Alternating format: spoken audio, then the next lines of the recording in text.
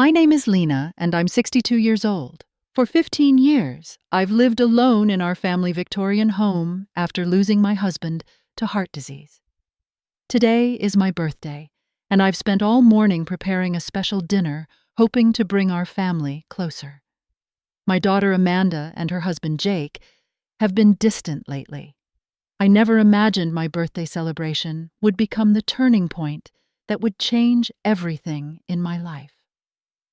Before I tell you what happened at my birthday party, let me know where you're watching from. If this story resonates with you, please like and subscribe while I gather the courage to share the most heartbreaking betrayal from my own child. After my husband Robert passed away 15 years ago, my entire world changed in an instant. We had been married for 22 years, and suddenly I found myself alone responsible for everything: the mortgage bills, and most importantly, raising our daughter Amanda, who was just 20 at the time. She was in her second year of college, studying business administration at a prestigious university, and I was determined not to let Robert's death impact her education or her future. I still remember the day after the funeral when I sat at our kitchen table, surrounded by sympathy cards and casserole dishes from well-meaning neighbors trying to make sense of our financial situation. Robert had left some life insurance, but it wasn't enough to cover everything long-term. I worked as a part-time librarian then, but quickly realized I needed more income to maintain our lifestyle and keep Amanda in school. Within a month, I had taken a second job as an administrative assistant at a local dental office. For nearly 5 years, I worked both jobs, often putting in 60-hour weeks. My days started at 6 in the morning and ended well after dinner time. I was exhausted, but Amanda's education was worth every sacrifice.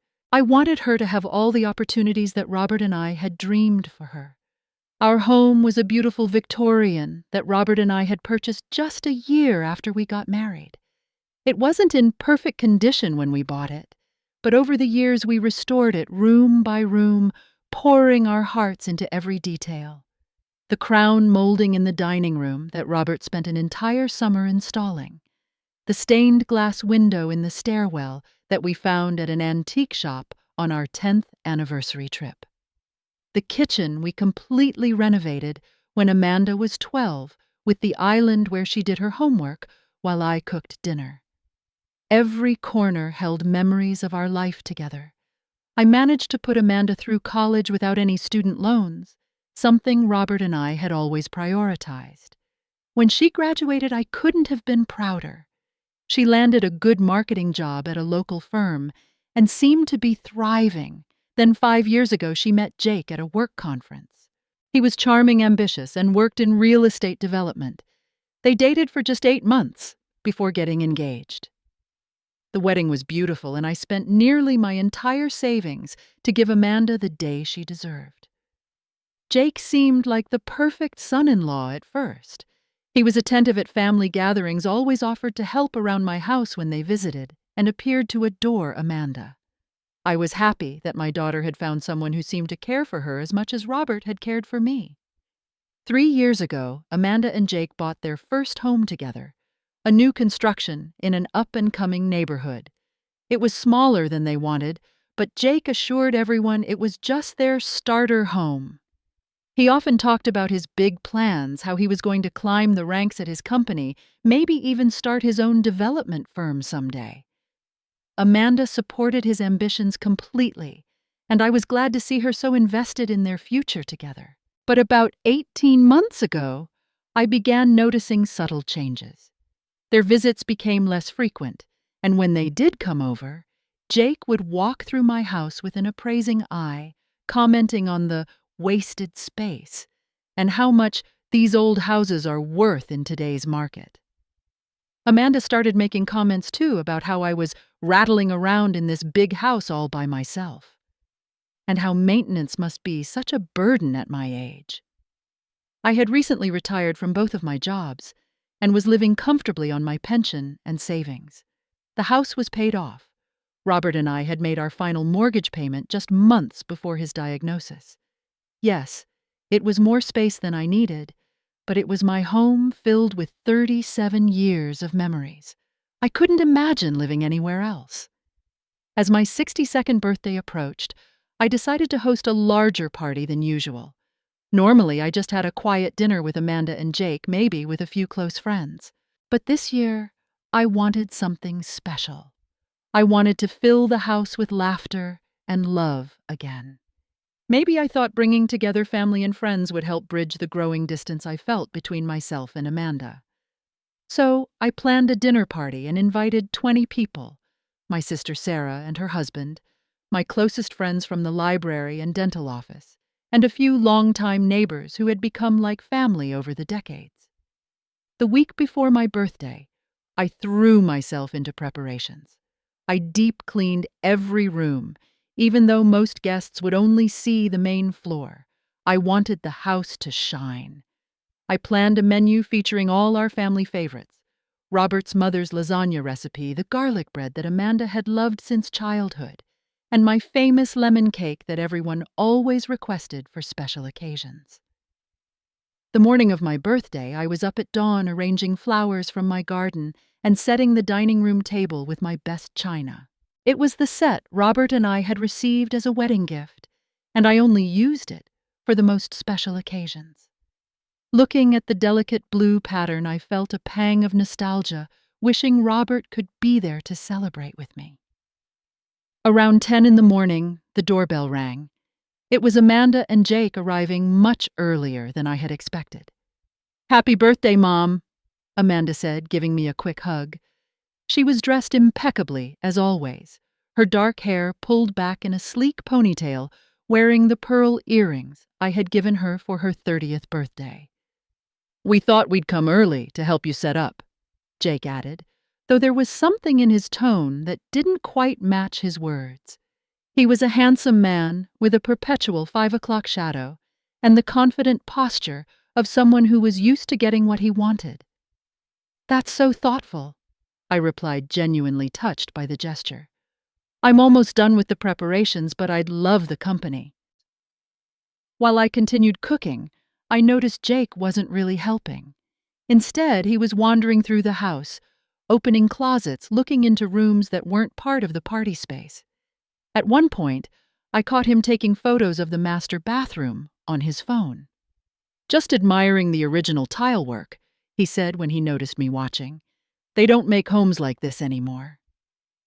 Meanwhile, Amanda kept bringing up retirement communities and condos, describing them as so much more manageable than this big old house. "I'm perfectly capable of managing my home," I assured her, trying to keep my tone light. "I'm only 62, not 82. "But don't you ever think about the future, Mom?" she pressed. "What if you fall on those steep stairs? What if something breaks and you can't afford to fix it on your fixed income?" "My income is just fine, Amanda," I said firmly, "and I'm in excellent health, according to Dr. Marshall." Around noon, my sister Sarah arrived with her husband Tom and their teenage daughter. Sarah is 4 years younger than me, and we've always been close, especially after Robert died. She took one look at Amanda and Jake and raised an eyebrow at me questioningly. While Amanda was in the bathroom, Sarah pulled me aside in the kitchen. "What's going on with those two?"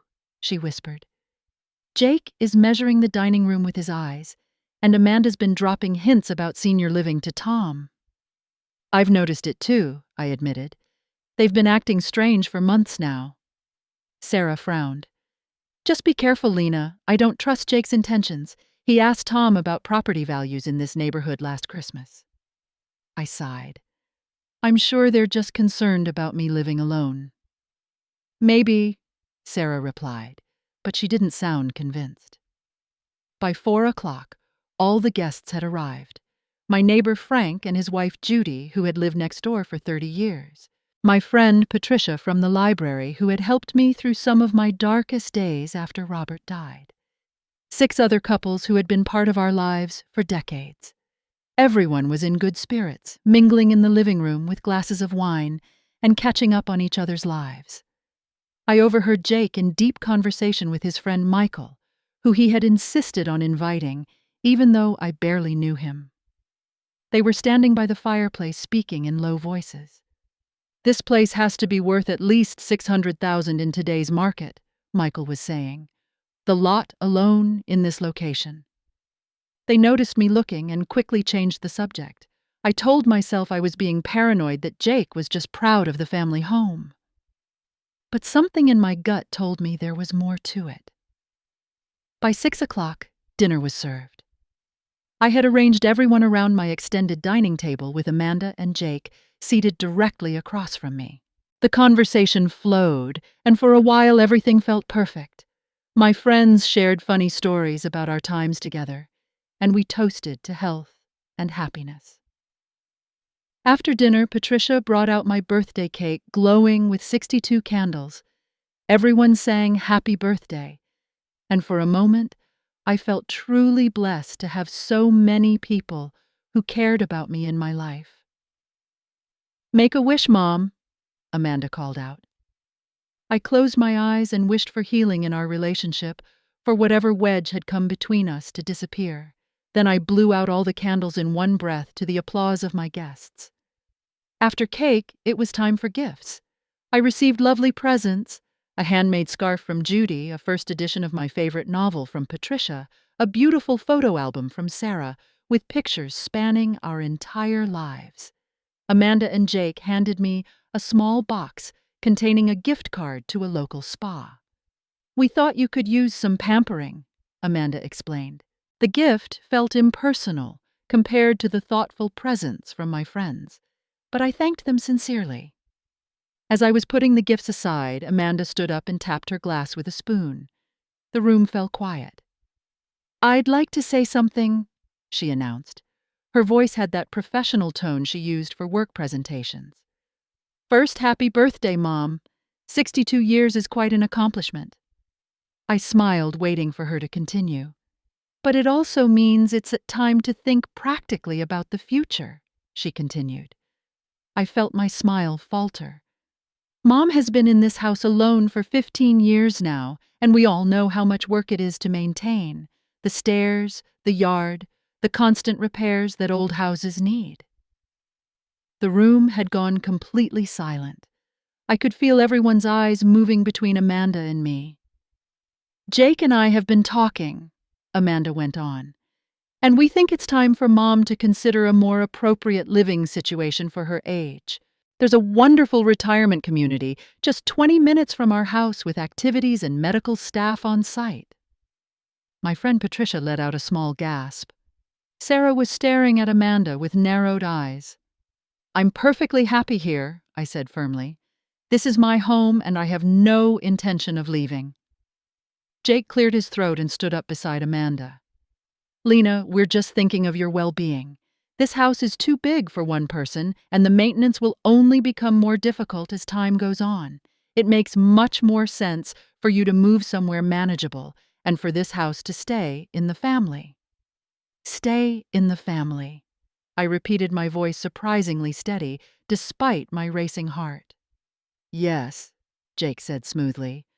"Amanda is your only child after all. It would make the most financial sense for you to transfer ownership to her now rather than dealing with probate and taxes later. We could help you move, get you settled somewhere comfortable, and take care of this place." I looked at Amanda, waiting for her to say something to soften her husband's blunt proposal. Instead, she nodded in agreement. "It's the practical solution, Mom," she said. "You're not getting any younger." "I'm only 62, I repeated. "I'm in perfect health, and this is my home. I have no intention of selling it or signing it over to anyone." Amanda's face flushed red. She looked at Jake, who gave her a small nod of encouragement. Then she slammed her hand on the table, making the dishes rattle. "Just give the house to my husband," she shouted, her voice echoing in the suddenly silent room. "You don't need it anymore. You're being selfish, holding on to all this space while we're struggling with our mortgage." The room went completely still.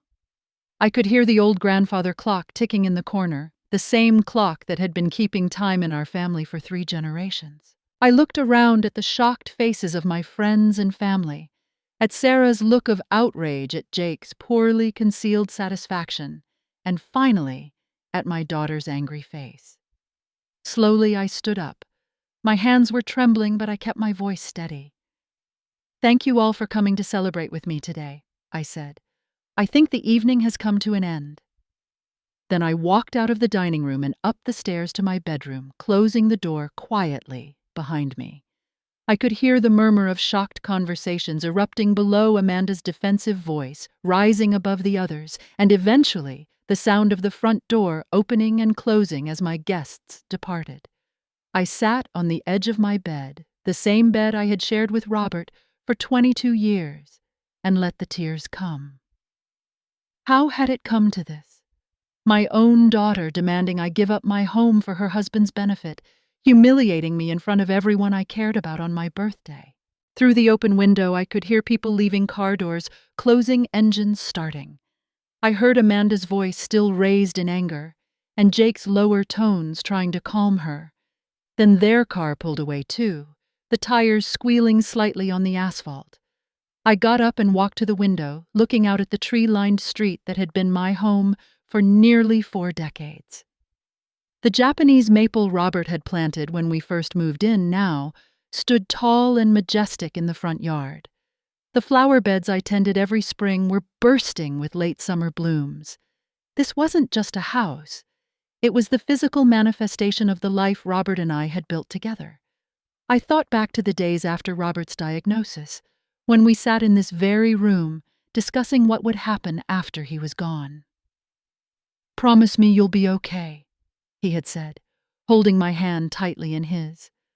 "Promise me you'll keep living, keep loving our home, keep making memories here."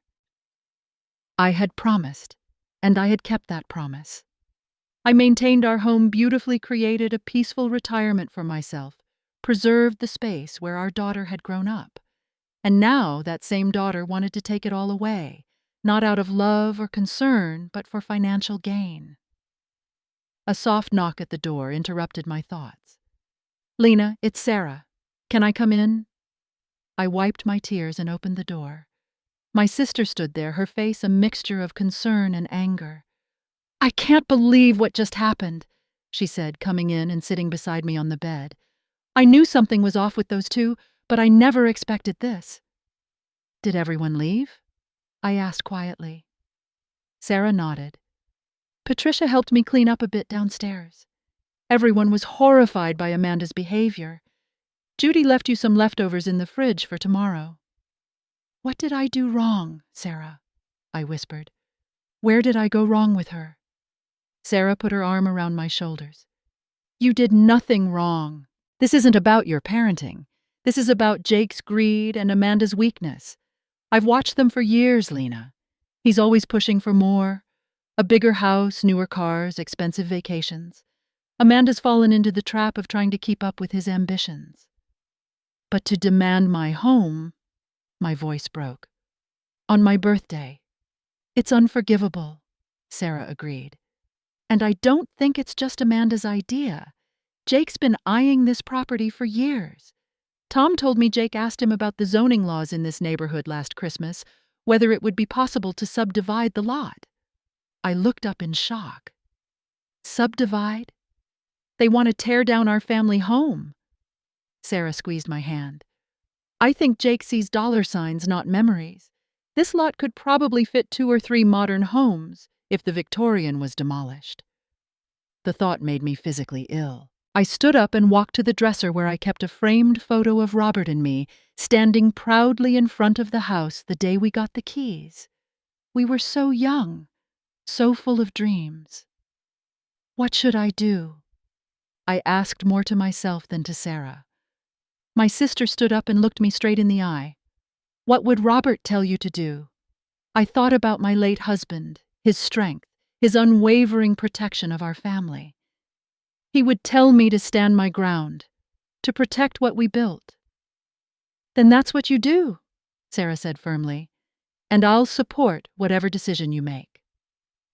After Sarah left, promising to check on me in the morning, I couldn't sleep. I paced the hallways of my home, touching the walls, looking at the family photos, remembering. In Amanda's old bedroom, preserved almost exactly as she had left it for college, I sat on the edge of the bed and looked at the bulletin board, still covered with her high school mementos. When had my sweet, caring daughter turned into someone who would publicly demand that I surrender my home to her husband? As dawn broke, I made my decision. I would not be pushed out of my home, but I also would not allow it to become a source of such tension and pain. I had always planned to leave the house to Amanda eventually, but now I realized that might not be the right decision. I needed to take control of the situation, to make choices that protected both my future and my past. I wouldn't let anger drive my decisions, but I would stand firm. And I would act quickly before Amanda and Jake could put more pressure on me. At exactly 9 o'clock, I called my friend Richard, a real estate agent, who had helped several of my friends sell their homes over the years. I asked him to come over for coffee, and by 10, he was sitting at my kitchen table. "I want to sell my house," I told him directly, "and I want to do it quickly and quietly." Richard looked surprised. "Lena, you've lived here for decades. Are you sure about this?"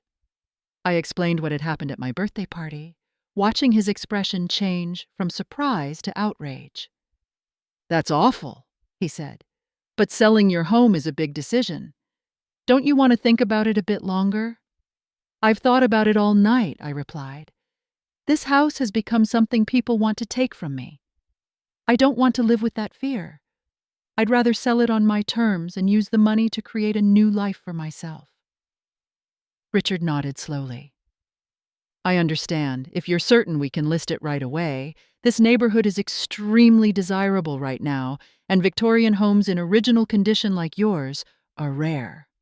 We should be able to get a very good price." By the end of our meeting, Richard had taken photos of the entire house and gathered all the information he needed. We agreed on an asking price that was actually higher than I expected, $650,000. He promised to have the listing ready by the next day and suggested we hold off on a public open house instead, doing private showings by appointment to serious buyers. "And Lena," he added as he was leaving, "I won't put a sign in the yard. Let's keep this as private as possible for now." I agreed, grateful for his understanding. I didn't want Amanda and Jake to find out until everything was finalized. This was my decision to make, no one else's. That afternoon, Amanda called. I let it go to voicemail, not ready to speak with her yet. Her message was surprisingly subdued. "Mom, I'm sorry about yesterday. I didn't mean to upset you. But Jake and I really do think you should consider our suggestion. It's for your own good. Call me back so we can discuss this rationally." No real apology. No acknowledgement of how hurtful her words had been. Just a softer approach to the same demand. I deleted the message without calling back. The next day, Richard called to tell me the listing was active. Within hours, he had requests for viewings. By the end of the week, I had shown my home to 5 different potential buyers. Each time, I felt a mixture of sadness and determination as strangers walked through the rooms where I had lived my life. The third couple who viewed the house, Michael and Diana Thompson, fell in love with it immediately. They were in their 30s with 2 young children, and I could see them envisioning their family growing up in these rooms, just as mine had. They made an offer of $630,000, just slightly below asking price. After a brief negotiation, we settled on $640,000. The Thompsons wanted to close quickly, which suited me perfectly. Richard recommended a good real estate attorney who helped me through the paperwork, and within 3 weeks, we had a signed contract. With the house sale in process, I turned my attention to finding a new home for myself. I had always loved the coast, and Robert and I had often talked about retiring to a small beach house someday. Using the proceeds from the sale of our Victorian, I could now make that dream come true. I spent a weekend driving along the coast, about an hour from the city, looking at properties. In a small beach community called Shell Harbor, I found the perfect place. A modest 2-bedroom cottage just 2 blocks from the ocean. It had a small garden, a covered porch with a view of the water, and a bright, open floor plan that felt welcoming and manageable. At $320,000, it would leave me with a substantial amount from the sale of my old home to add to my retirement savings. I made an offer the same day, and it was accepted. I would be able to move directly from my old house to my new one, with the closings scheduled just days apart. The final piece of my plan involved a visit to my attorney, Julia Winters. I had originally written my will when Robert died, leaving everything to Amanda. Now it was time for a change. "I want to remove my daughter as the primary beneficiary of my estate," I told Julia during our appointment. "I'd like to divide my assets differently." Julia looked concerned. "That's a significant change, Lena. May I ask what prompted this?" After explaining the situation, Julia nodded understandingly. "Family dynamics can change, and your will should reflect your current wishes. How would you like to distribute your assets instead?"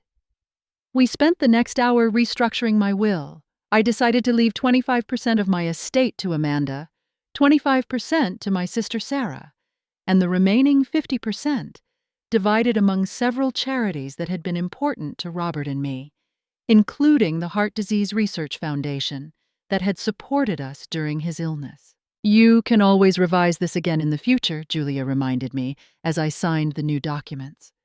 "Nothing is permanent." I nodded, hoping that someday Amanda and I might repair our relationship enough for me to reconsider. But for now, this felt right. I was protecting myself while still acknowledging my daughter's place in my life. As I left Julia's office, I felt lighter than I had in weeks. I wasn't just reacting to Amanda and Jake's demands anymore. I was taking control, making choices that honored both my past with Robert and my future as an independent woman. 2 days before the closing on my house, the secret finally came out. My neighbor Judy called me, her voice tense with concern. "Lena, Amanda just stopped by looking for you." I didn't know what to say, but she saw the real estate flyer in my hand. Richard had dropped them off for some of us neighbors. She grabbed it from me and went completely white. Then she drove off like a bat out of hell. "I thought you should know." I thanked Judy for the warning. Sure enough, within 20 minutes my phone started ringing. Amanda, then Jake, then Amanda again.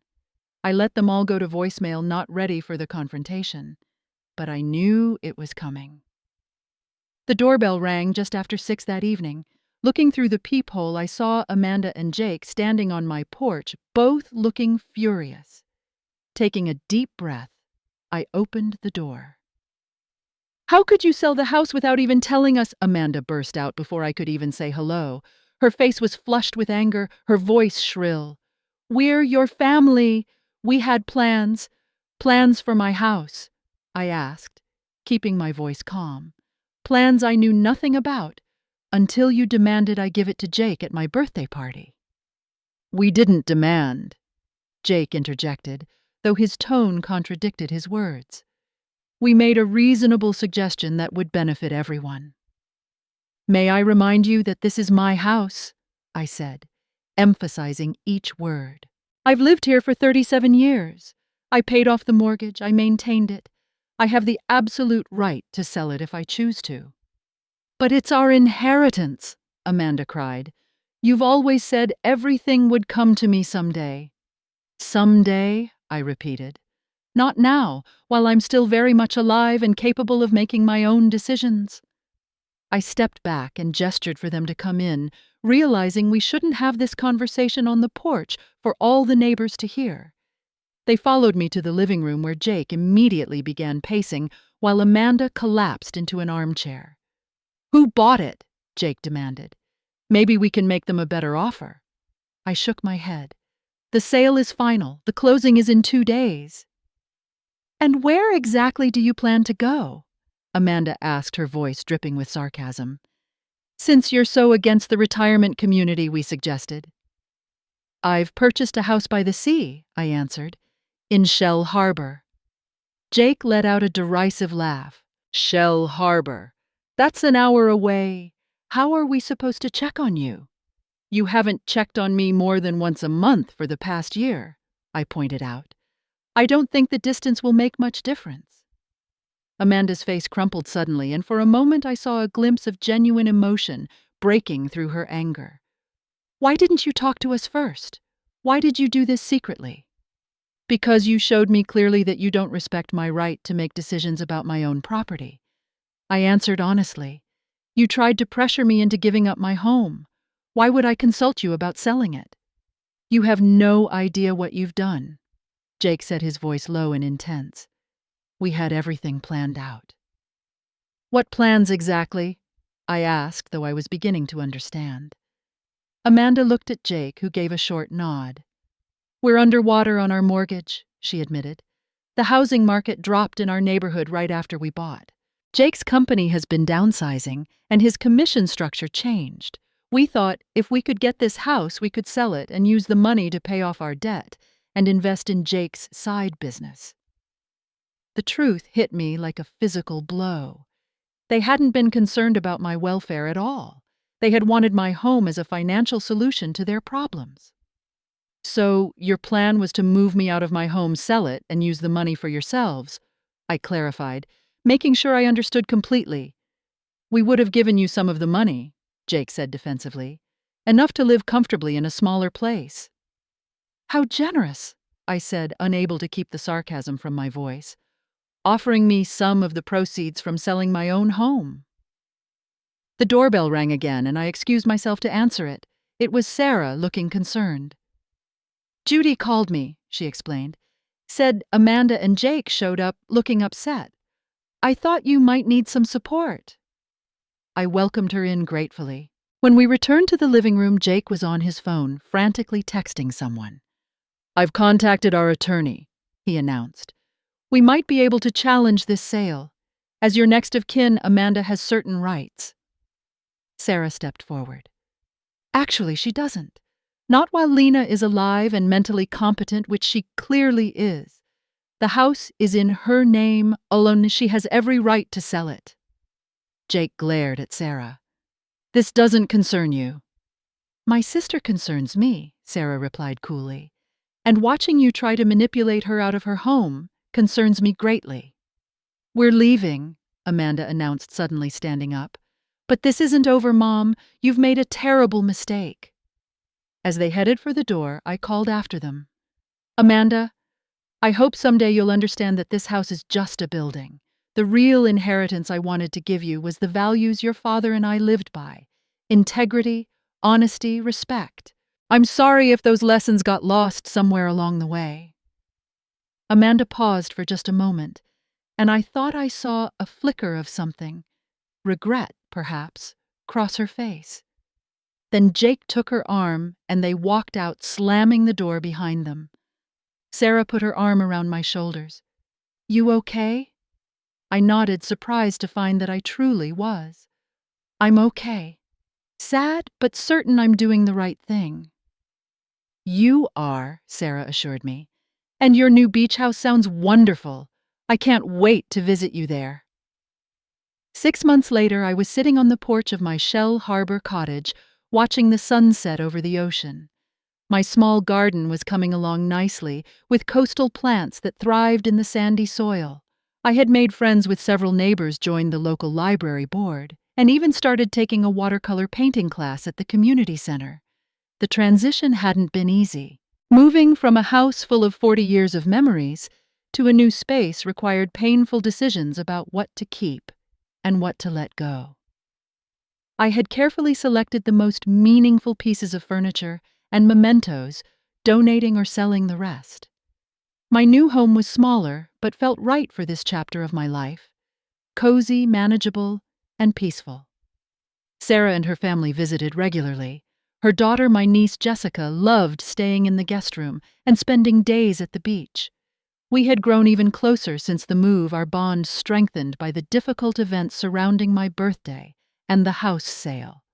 I hadn't heard from Amanda since the day she and Jake stormed out of my old house. I sent her an email with my new address and phone number after I moved, but received no response.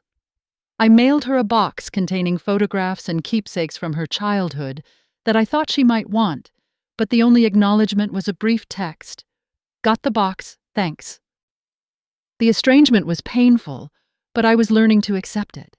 I had done what I needed to do to protect myself and my future. I couldn't control Amanda's response or her choices.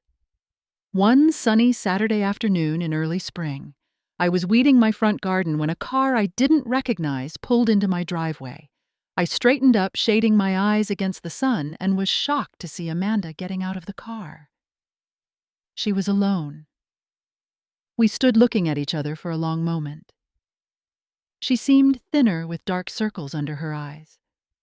Her usually perfect appearance was more casual, her hair pulled back in a simple ponytail, wearing jeans and a plain sweater. "Hi, Mom," she said finally. "Your garden looks nice." "Thank you," I replied, removing my gardening gloves. "Would you like to come in?" She nodded, following me up the steps and into the cottage. I saw her looking around, taking in the open living area with its large windows facing the ocean, the comfortable furniture, the walls already covered with artwork and photos.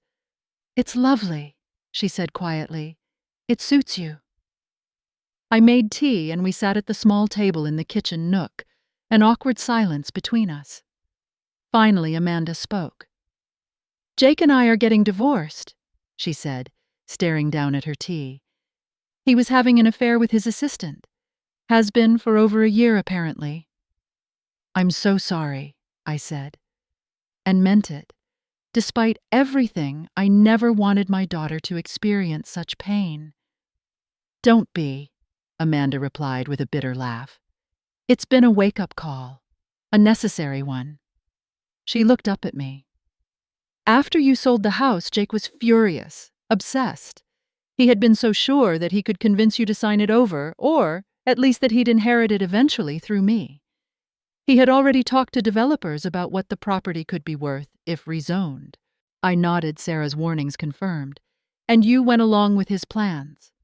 "I did," Amanda admitted, her voice small.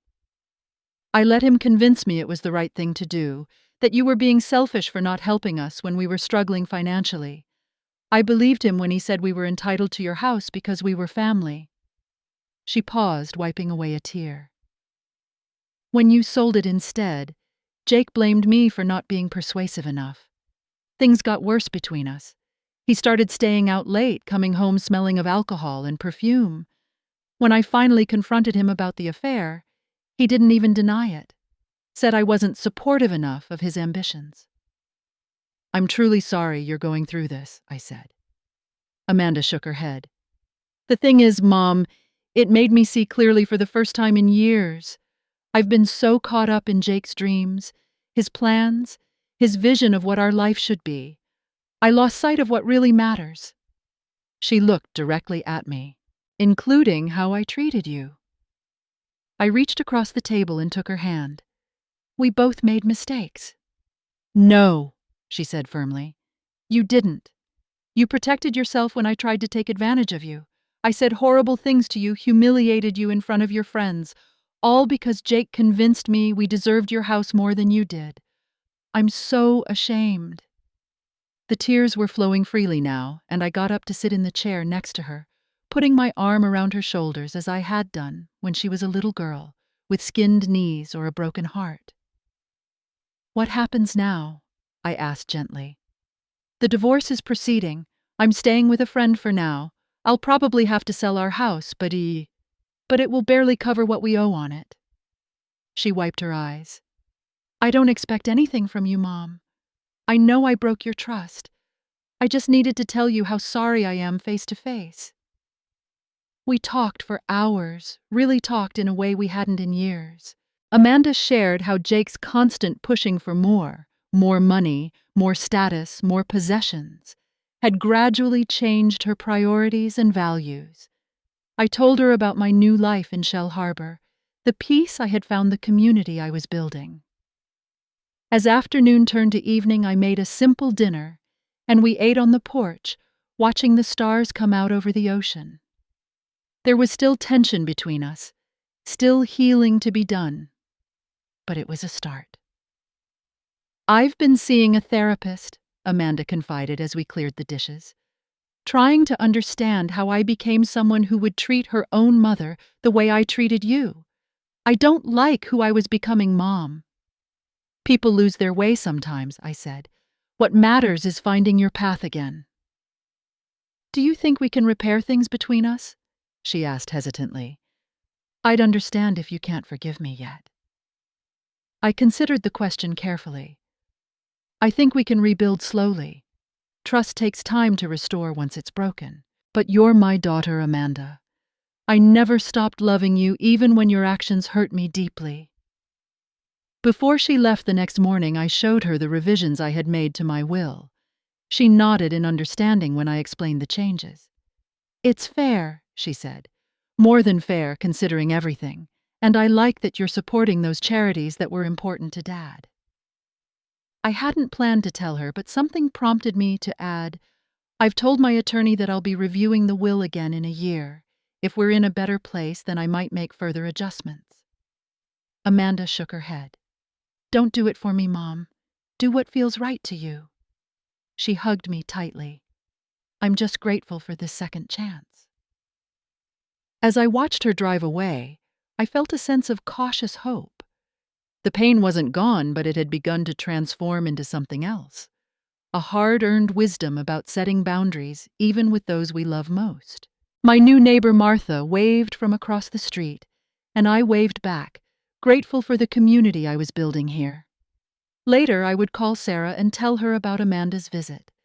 Tomorrow, I had my painting class, and next week, a library board meeting. My life was full and meaningful on my own terms. Standing on my porch, looking out at the ocean that Robert and I had always dreamed of living near, I felt a profound sense of peace. Sometimes the hardest lesson is learning that love doesn't mean letting others walk all over you. True love, even for your children, requires respect, flowing both ways.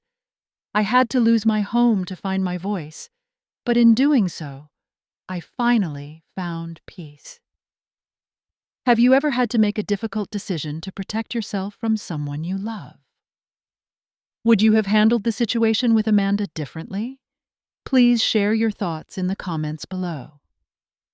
If my story resonated with you, I'd appreciate your like and subscription. Share this with someone who might need to hear that it's never too late to stand up for yourself and find peace on your own terms. Thank you for listening to my story, and remember that sometimes the most loving thing we can do is set clear boundaries even with family.